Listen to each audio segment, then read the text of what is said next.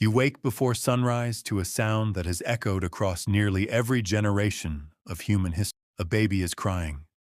There is no nursery, no crib, no monitor glowing in the dark, just cold air, smoke from last night's fire, and the quiet realization that keeping this tiny human alive depends entirely on the people around you. For more than 99% of human existence, this was normal. Yet somehow, your ancestors raised enough children for humanity to spread across every continent except Antarctica. They did it without hospitals, without incubators, without antibiotics, without even knowing what bacteria were. This changes the way you see one of the most ordinary moments in human life.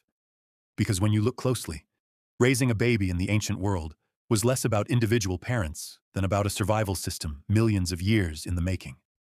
In 2022, anthropologists estimated that Homo sapiens have existed for roughly 300,000 years.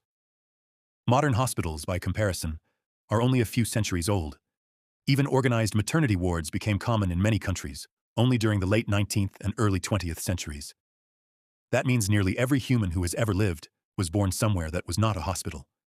Most were born on packed earth, woven mats, animal hides, or simple wooden floors. And that sounds terrifying. Birth feels inseparable from medicine. In many countries, more than 95% of births happen under professional medical supervision. We instinctively assume that without modern technology, survival would have been almost impossible. But ancient humans weren't simply taking enormous risks every time a child was born. They were adapting to them. The first clue comes from somewhere unexpected. Not archaeology, not medicine, evolution. In 1960, British zoologist Desmond Morris argued that human babies are born unusually helpless compared with most mammals. While a newborn foal can stand within an hour, a human infant cannot even hold up its own head. Brains are enormous. At birth, the average human brain is already about 350 cubic centimeters. Adult brains average around 1,300 cubic centimeters. Most of the growth happens after birth because the baby's head must still fit through the mother's pelvis. Anthropologists call this the obstetrical dilemma. Walking efficiently favors a narrow pelvis. Giving birth favors a wider one. Human evolution found an uncomfortable compromise. Babies arrive earlier than they otherwise might. That means they enter the world still under construction. And that changes everything. Unlike many animals, your ancestors didn't raise children who were ready to survive on their own. They raised unfinished humans, which meant survival depended less on physical strength and more on cooperation.